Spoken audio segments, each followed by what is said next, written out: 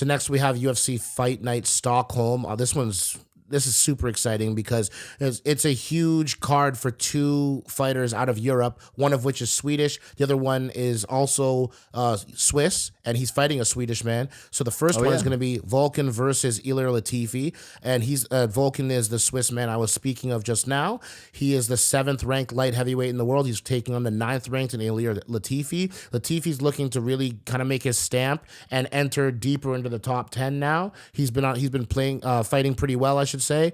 And Vulcan Ozdemir's on a 2-fight losing streak since fighting for the title against DC. So what do you think about Vulcan Ozdemir and how important this is for him to even stay relevant at this point? Very important. That's a clutch fight for him. That's no doubt about it. I was just curious, what nationality does Latifi claim? He's Swedish. Oh, Swedish. Okay. I think his background is probably like Persian or something. Right. Though. But anyways, Latifi, a beast, such a block of muscles. And he's something, I don't think anybody like really looks forward to facing someone like him because, it's going to be painful. And Vulcan, he's a great fighter still, I think. But I think he's going to have a really hard time against Latifi. And because he's like, Vulcan's like the type of guy that like tries to pressure his opponents. So I don't know if that's really going to work out against Latifi. I think we're definitely seeing a knockout in that fight. And unfortunately, somehow I think that, unfortunately, Latifi is a great guy too. So I think Latifi is probably going to knock Ozdemir out at some point. I think Latifi is going to live up to his nickname, the Sledgehammer, and he's going to take out Vulcan in no time. Yeah. So I think, me personally, actually, though, it's not necessarily no time. I think Allaire Latifi might take him down and TKO him in the second round. That's where I'm going. I think that Vulcan's going to try to pressure Latifi, and that's going to cause Vulcan to open up and Latifi to open back up. And when you have this kind of like slugfest between those two guys, I think Latifi might end up winning. Exactly. Knockdown average of Latifi per 15 minutes is 0.76. So he knocks people down on a regular basis himself. He's 5'10", a little bit more stocky, a little bit more compact, lower center of gravity. Yep. I see a nice striking boxing combo leading up to a takedown, leading up to some ground and pound. And we remember what Vulcan looked like with a superior wrestler over top of him, given it was DC. So you got to be fair to that. Allaire Latifi doesn't wrestle like DC, but that being the case, Allaire Latifi should try to exploit that part of the matchup, definitely in the grappling. Agreed. And obviously in the main event, another awesome fight. This is Alexander Gustafsson taking on Anthony Smith. Anthony Smith obviously coming off of some crazy fights himself. Both of these gentlemen have lost to John Jones, twice on the case for Gustafsson, and Gustafsson really is seeming like he's lacking motivation. Is experiencing a lot of self-doubt and saying, well, I don't want to just be a guy top 5 rolling around there. I want to be a guy who's coming in there and making those differences. He wants to be those guys coming and say, I want to be a title contender. I want to be fighting for the title. So with that being the case, I see Gustafsson going and trying to make some stuff happen in this fight against a very game Anthony Smith, but this might be Anthony Smith's fight to lose.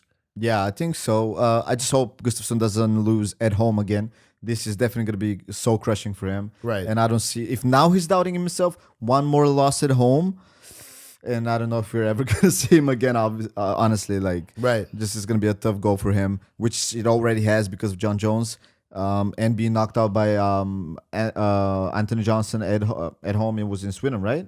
Yep. I think both fighters, very important fight for them. I think more important for Gus in many ways. Anthony Smith, even if he loses, he still can bounce back in the future. But I got Gus this time. I think you have Gus? Yeah. I got Anthony Smith. Okay. I have Anthony Smith winning this fight. Anthony Smith is, I think that loss to John Jones is going to change your mindset a little bit. He's facing Alexander Gustafsson. It's a quick little turnaround. I think it was quicker than he would have liked. But nevertheless, I think this is going to be a knockout for Anthony Smith. Okay. Fair enough. I see Alexander Gustafsson as a great boxer, but I see Anthony Smith as a great kickboxer. I think he's going to be a little bit more resourceful in there.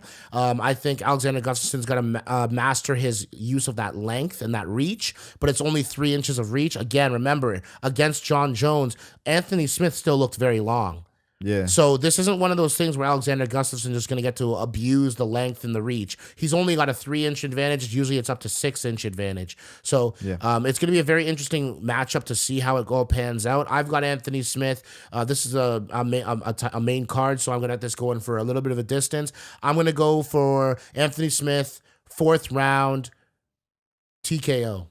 I'd say Gus, again, either 4th, 5th round TKO or decision for Gus, because I think this is a do or die fight for Gus. And his back's against the wall, especially if he wants to fight for a title. But I think he knows John Jones is the champion and knows he's not going anywhere. And he just kind of feels like the Phil Mickelson to Tiger Woods. Yeah, it's just one of those situations in my mind. And that lack of motivation to try to fight for that title for a 3rd time might be a little bit difficult for him to, circumvent. For sure. But again, I just hope he wins so he stays in the game for a little while longer. I think he's got more fight in him. And Anthony Smith, by the way, also has a lot of beef with Luque Rockhold, who's going to be making his debut in this division soon, and he's talking a lot of crap about Anthony Smith. So, and Anthony Smith is having the same feelings as one Anthony Pettis, feeling toward Nate Diaz, who actually are lined up to fight soon themselves. Okay, yeah, I actually think, well, not to change the topic, but yeah, this is definitely an interesting future in the division. I know everybody's so hyped about Luque Rockhold going in that division. He's going to have a tough go, man. Yeah. I think he's going to be getting rocked. I mean, if Michael Bisping's knocking you out, nothing against Michael Bisping. No. Especially at that age. But he's not a knockout artist. Hey, buddy. Yeah. No. He's going to be tough. He's going to be getting knocked around a bit. He's like, I think I can beat John Jones. I'm like, buddy, I don't even think you could beat Anthony Smith. Yeah, I don't think so. So just relax. I don't even think so. But that's just Luque Rockhold having brash bravado. So it is what it is, right? We'll see. We'll see.